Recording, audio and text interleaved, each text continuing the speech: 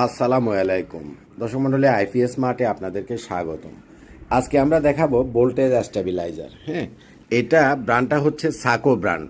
সাকোটা বাংলাদেশে বড় বড় যত স্টেবিলাইজার আছে 5 কিলো, 10 কিলো, 20 কিলো, 100 কিলো, সারা বাংলাদেশে অনলি একটা কোম্পানির স্টেবিলাইজার চলে, সেটা হচ্ছে সাকো। হ্যাঁ, এটা 3 কেভিএ। এটা হচ্ছে 3 কেভিএ মানে হচ্ছে 2400 ওয়াট পর্যন্ত আপনি লোড দিতে পারবেন।